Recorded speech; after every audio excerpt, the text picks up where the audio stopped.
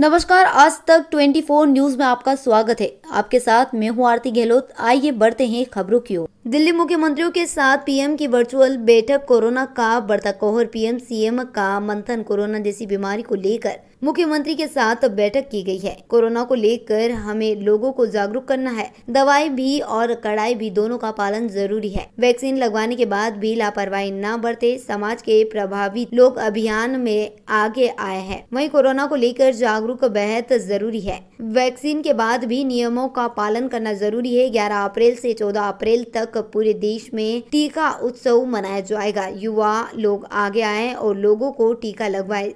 संपूर्ण लॉकडाउन जरूरी नहीं है, पीएम मोदी। एक व्यक्ति का खबर आया तो उसके 30 संबंधित लोगों जो भी मिले हैं उसको हमने करना ही पड़ेगा। कंटेनमेंट जोन की भी सीमाएं स्पष्ट होनी चाहिए, वेग नहीं होना चाहिए। पूरे के मोहल्ले, इलाके के इलाके, ऐसा मत करो।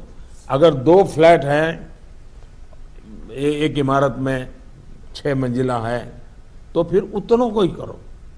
बगल का टावर है उसको बाद में देखो। अदरवाइज क्या होगा कि हम सब के सब सरल मार्ग यही है कि मेहनत कम पड़ती है, ये कर दो। उस दिशा में मत जाइए। आप सब इस दिशा में सक्रिय हैं, बस हमारी सतर्कता में कोई कमी नहीं आनी चाहिए, यही मेरा आग्रह रहेगा। हमें ये सुनिश्चित करना है कि कोविड फटीग के चलते जमीन तक जाते जाते प्रयासों में सुस्ती किसी भी प्रकार से नहीं आने देनी है।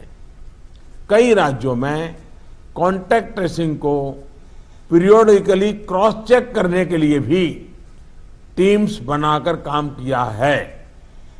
इसके अच्छे नतीजे मिले हैं।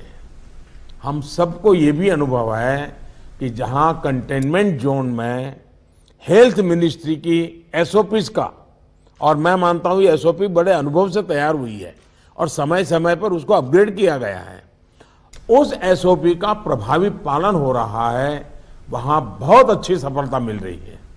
इसलिए मेरा ये सुझाव जरूर होगा कि इस और विशेष ध्यान दिया जाए। मरीज को कौन कौन सी बीमारियां थी, मृत्यु के पीछे अन्य क्या फैक्टर्स रहे, ये डाटा जितना कॉम्प्रिहेंसिव होगा, हमें उतने ही जीवन बचाने में बहुत आसानी होगी। साथियों, मैं आपकी भी जानकारी में है कि एम्स दिल्ली हर मंगलवार और शुक्रवार को इस विषय पर वेबिनार आयोजित करते हैं और देश भर के डॉक्टर्स उनसे जुड़ते हैं। ये लगातार होते रहना चाहिए। सभी राज्यों के अस्पताल इनसे जुड़ते रहें। जो नेशनल क्लिनिकल मैनेजमेंट प्रोटोकॉल चल रहा है उनकी जानकारी सबको रहे, ये भी जरूरी है। और ये लगातार कम्युनिकेशन की व्यवस्था है। जो मेडिकल फैकल्टी के लोग हैं उनको उन्हीं की भाषा में उन्हीं को लोग समझाएं, इसका प्रबंध है, इसका लाभ लेना चाहिए। इसी तरह एम्बुलेंसेस, वेंटिलेटर्स और ऑक्सीजन अवेलेबिलिटी की भी लगातार समीक्षा आवश्यक है। अभी तक जब पिछली बार हम पीक में थे, आज भी देश में उतना ऑक्सीजन का उपयोग नहीं हो रहा है और इसलिए एक बार एनालिसिस कर ले हम चीजों का, रिपोर्ट को जरा वेरीफाई कर ले हम। साथियों, एक दिन में हम 40 लाख वैक्सीनेशन के आंकड़े को भी पार कर चुके हैं। वैक्सीनेशन पर कई महत्वपूर्ण बिंदु इस चर्चा में हमारे सामने आए हैं। देखिए, वैक्सीनेशन में भी आपके अधिकारियों को लगाइए, दुनिया भर के समृद्ध से समृद्ध देश जिसके पास सब सुविधाएं उपलब्ध है, उन्होंने भी वैक्सीनेशन के लिए जो क्राइटेरिया तय किए हैं, भारत उनसे अलग नहीं है। जो हमारे पास अवेलेबल है उसके हमें प्रायोरिटाइज करना पड़ेगा। किसी एक राज्य में सारा माल रख करके हमें परिणाम मिल जाएगा, ये सोच ठीक नहीं है। हमें पूरे देश को ख्याल करके ही उसको मैनेजमेंट करना पड़ेगा। कोविड मैनेजमेंट का एक बहुत बड़ा पार्ट वैक्सीन वेस्टेज, ये रोकना भी है।